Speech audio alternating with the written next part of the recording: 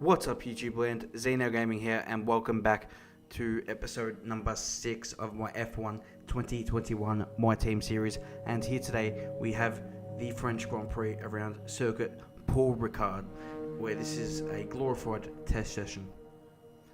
Just kidding, jokes aside, this should be hopefully a decent race for our car.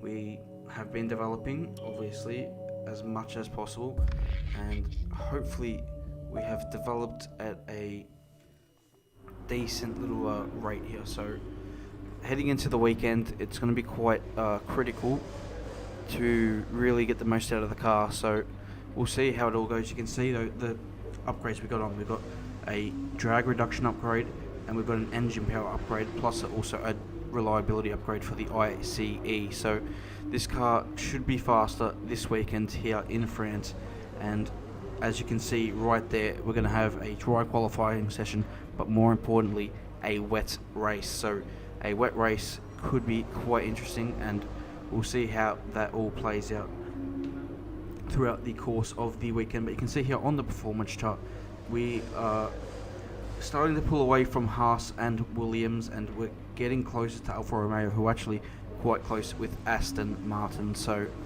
hopefully we can get involved in the fight with Alfa Romeo. That's what we're trying to do. We're aiming to be ahead of those guys before hopefully mid-season be around where they are in our rivalry with Kimi Räikkönen. Of course, you can see all the parts still waiting in development at the minute. We have, a chassis upgrade. We've got an aero upgrade. We've also got durability and an engine upgrade in the works. So we are really pushing development as much as we can. We're trying to get to the front of the grid as quickly as possible. So hopefully with the upgrades that we get in France and the ones upcoming, we will be able to start scoring some points, because apart from Bahrain, where we were quite lucky and it was based on strategy, scoring points, the car hasn't had the pace. You can see we've finished 13th 3 times in a row, then with a 14th in Canada, which should have been an 11th if it wasn't for my mistake on the last lap. But yeah, even when we do get a strategy right like we did in Canada, we still couldn't score any good points. So yeah, we're going to really need to develop this car to have a chance to score any points. But you can see here in the development race, it is quite close between Red Bull and Mercedes at the top, and then it's quite close again, a bit of a gap, and it's quite close between McLaren and Ferrari, and then it's the rest. AlphaTauri kind of on their lone sim at the minute, and then it's quite close between Alpine, Aston Martin, Alfa Romeo, and then the back three. But anyway, let's get into the weekend, and we're going to jump in here into practice, and we're still running the old power unit, the first power unit, the original power unit from the one we used all season. And finally here in practice, it's given up. It's had enough.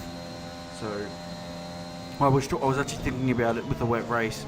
Maybe I can get this power unit through this weekend, but when I saw this here in, I think this is FP2, I knew that was it for this power unit. So a little bit unfortunate there, but it is what it is. And we're now going to jump straight into qualifying, and we'll see how qualifying goes.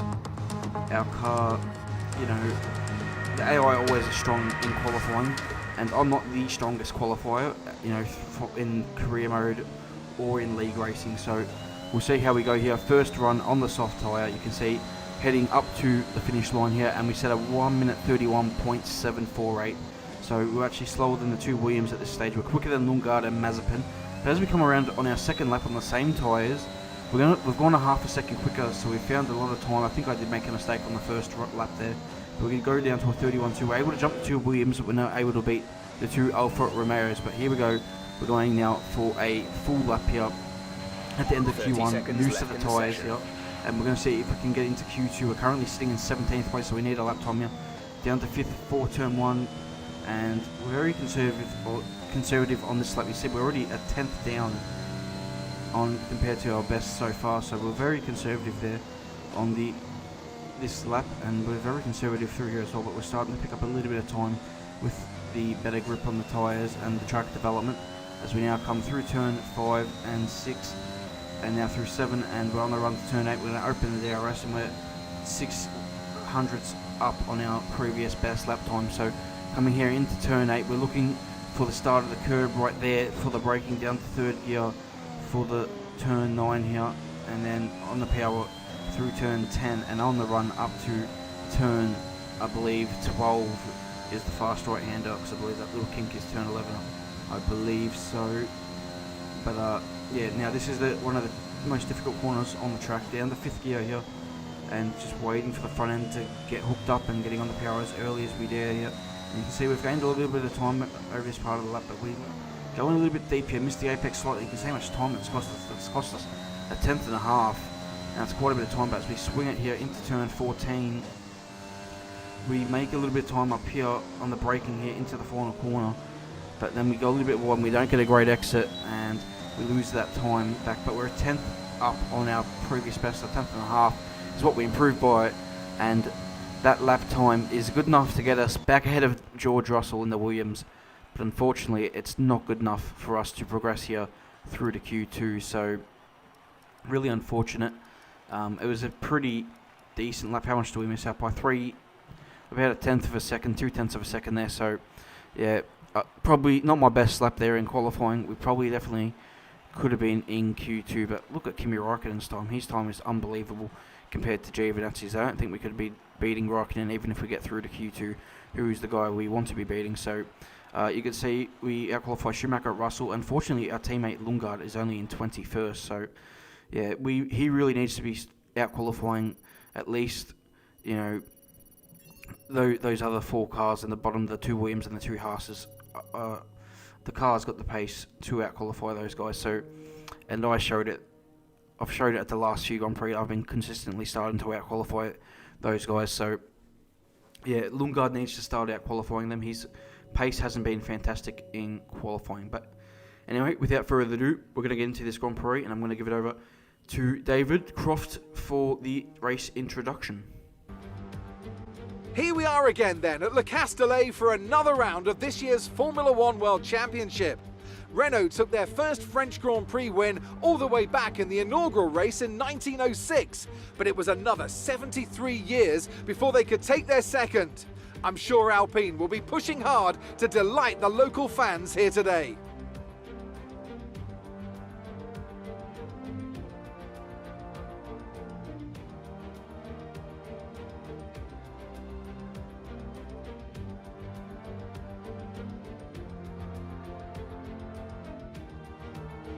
It's time to take a look at our starting grid for today's race. Lewis Hamilton lines up on pole position, and Valtteri Bottas will line up alongside. As we continue through the rest of the grid today, we have Norris, Verstappen, Sergio Perez and Ricciardo, Leclerc, Sainz, Gasly and Yuki Tsunoda, Fernando Alonso, Ocon, Lance Stroll and Raikkonen, Jackson, Mick Schumacher, George Russell and Nicholas Latifi, Lundgaard, Mazepin, Vettel, they'll be starting further back after an earlier grid penalty, and Antonio Giovinazzi starts from the back of the grid. It's almost time for those 5 red lights to go out. Then let's see who can prevail today. So welcome everybody here to the French Grand Prix, and we have the wet race here. And thanks to grid penalties for Sebastian Vettel and Antonio Giovinazzi, we will now be starting in 15th place. But yeah, interesting how this one has all unfolded. 15th on the grid. I think if we you can see that this race could be going dry in the later stage of this Grand Prix. So my plan is to take an intermediate tyre all the way to the dry period. I believe I can do it. I believe the inter tyre won't wear out too badly around this track, but you just don't know. And if I do have to make a stop, I will be making a stop for a second set of intermediates. We just don't know. With 15th, I think we have a chance to score points today in the wet. I know our car probably can be a little bit more competitive in the wet compared to the AI, so I think it's just a stronger for the player. But anyway, we're going to check the weather report now, so we'll give it to Jeff. Forecast suggests the rain is going to be lightening up over the next 10 to 15 minutes or so. You should start finding more grip as we clear the standing water. Inters seem like the fastest tyre for now. So there you go. The rain is going to start to lighten up in 10 to 15 minutes, and then maybe after that we'll see if we can make a switch to dry tyres. Obviously, he means by intensity, so obviously at the minute it's heavy rain, so obviously a little bit lighter, which will mean quicker lap times. But anyway, here we go. ready for the start of the French Grand Prix here. 5 red lights here. And let's go here in France, and we make a pretty good start here. We're trying to find traction here in 4th gear, and we finally do find traction, but as we go on the run to turn 1, we got not much place to go. Stroll in front, we take it very cautiously. We're side by side with Kimi Räikkönen, and we will desperately want to be ahead of him, so we managed to go around the outside of Kimi Räikkönen, and he's now fighting us back here into turn 3, and he goes down the inside. We're going to try and drive around the outside, and we're going to be careful not to hit the back of Lance Stroll here. We do a good job of avoiding Kimi there, but Stroll's going so slowly here into turn 4. We manage, turn 5, we managed to pass him, and as we come now through turn 6, so yeah, good start here, and we managed to move from 15th to 13th here, and now we're going to be pressured by Stroll on the run to turn 8. He's got the Mercedes engine in the back, even though we have developed our engine power to a pretty good position at the minute. One of the best engines on the grid in the Xeno racing car, so engine power is not an issue for us, especially with a fresh unit in the back of the car today. This unit's only done FP3 and qualifying, so we should have quite a bit of performance with a fresh unit, so hopefully we're able to get that done. But yeah, anyway, now we're just feeling out for the conditions, seeing how it's going. We've got the 2 Alpines of Ocon and Alonso in 11th to 12th ahead of us, so we're sitting 13th. 3 cars to points here, and it's the 2 AlphaTauris, who have been obviously quite a bit quicker than the rest of the midfield so far in the opening 6 rounds, so that's our battle here to get points. We'll see what our pace is like here, and we'll see if we can hold Stroll up behind, because he's in the Aston Martin. It's not been the quickest car, it's been one of the slowest cars in the midfield.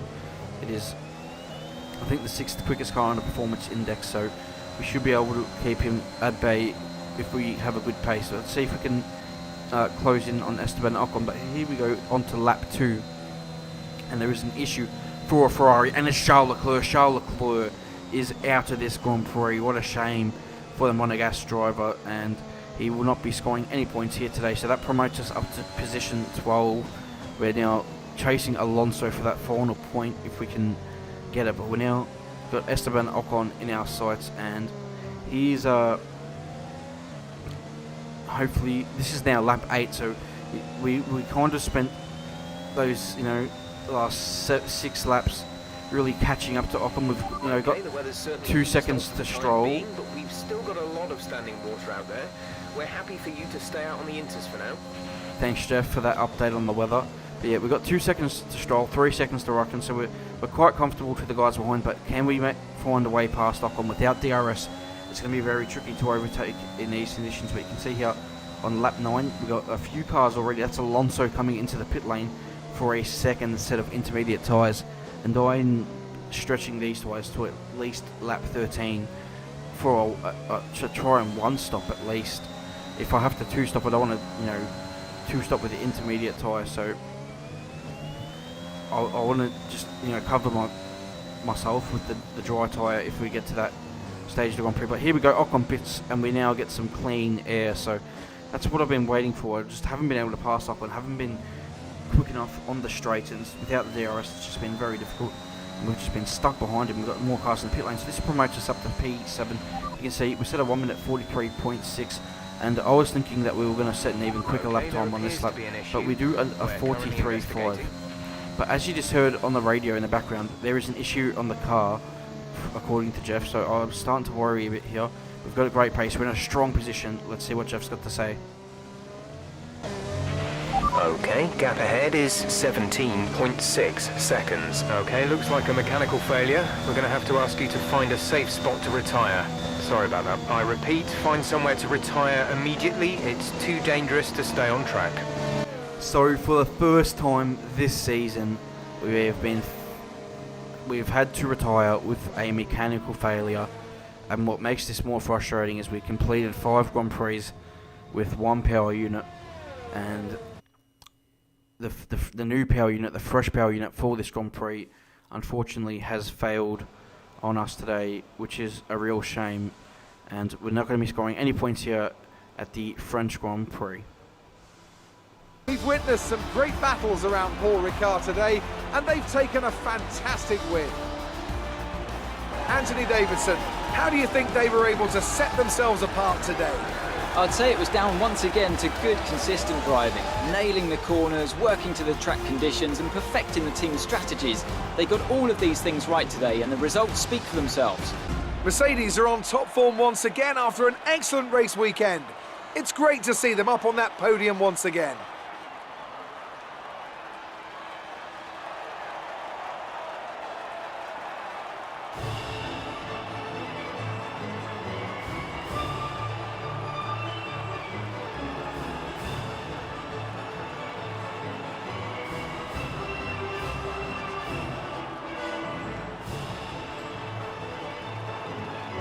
So then, it's time to see how this result affects the Drivers' Championship. It's a great result for Lewis Hamilton, who moves further ahead at the top of the table. So, Anthony Davidson, who would you rank as your driver of the day? I have to say Sebastian Vettel certainly caught my eye during today's race. Incredible driving. It's time to check out the constructors' standings. Mercedes continue to extend their lead. Meanwhile, Ferrari have improved their position. A strong weekend from them as they fight their way towards the top. I'm equal parts exhausted and elated with this weekend of Formula One. Be sure to join us for the next one. Well, so that is the French Grand Prix today, guys, and bit of a disappointing result for us, unfortunately, not scoring any points today. You can see Lance Stroll actually beat Fernando Alonso and finished in 10th place. So I believe we would have scored points today. We were obviously ahead of Stroll. Unfortunately, Lundgaard only manages 19th place and a lap down in this Grand Prix. Yeah, real shame for us to not score any points today, but it is what it is. We can't control much, and it's the first mechanical failure of the season, so it is what it is. Hamilton takes the Grand Prix victory. You can see he and Verstappen will be fighting out for this championship. 21 points split the pair at the minute, with Lando Norris 47 points back in third place and is currently ahead of Valtteri Bottas in the driver's standing. So Lando doing a superb job for McLaren. You can see ourselves down in 15th place on 2 points. So yeah, we're for now holding ahead of Alfa Romeo, who are yet to score, and we're currently 8th in the Constructors' Championship. So we'll see. Aston Martin are only on 12 points and not too far ahead, so if we can get our act together, maybe we can start catching up to them for 7th in the Constructors. So yeah, a disappointing weekend with the retirement. We still beat Raikkonen with the fastest lap, but he obviously gains a lot here on us in the rivalry, and this race weekend is probably going to cost us that rivalry, because we just haven't been able to out-qualify Kimi Raikkonen, and it's showing with his pace in qualifying, and that means we need to outperform in the race, and we have issues like that. It's just going to be very difficult. We haven't out-qualified him at all this year, and we haven't been gaining that sponsor bonus as well, which is quite annoying. You can see a lot of damage done to the car as well, which is really frustrating. But now, as we go back, we've got a... How do you want us to deal with this one? We got a little thing here from the marketing department, and it's a team training, mandatory team training, and it's for IT and security to make us safer from hackers. And if I spend 20k here, we get 500 resource points. And I thought, okay, that's cool, but 20k, but 500 resource points, that's pretty good. What if I do decline? I thought, is there any benefits to declining? Absolutely not. You just lose straight up 500 resource points. So it's worth spending that 20k for the 500 resource points. And we're going to put those straight into the car. But first, we're also going to invest in our facilities. We've got $2 million in the bank. And we're going to go to this chassis here and get the build time up here, just so we can get those upgrades in a little bit quicker on the chassis department. And I think that will be quite important. And now we're going to make some updates here. One's going to be on the engine cover for weight distribution, and then we're also going to go to the aero and get a drag reduction upgrade for the car. So here's the ICE is the part that failed the component, which is really a shame, and it's unfortunate, but it is what it is. And we'll have to manage our engines. We're going to have to take penalties down the line due to that failure, and it's a little bit of a shame, but oh well, there's not much you can do about it. So yeah, anyway guys, I hope you all enjoyed that episode. Please leave a like on this video if you all enjoyed it. Subscribe to my channel for plenty more Formula One content on my team, and leave your feedback down in the comments section below. But anyway, I hope you all enjoyed it, and I'll see you for the next video. Until then, goodbye.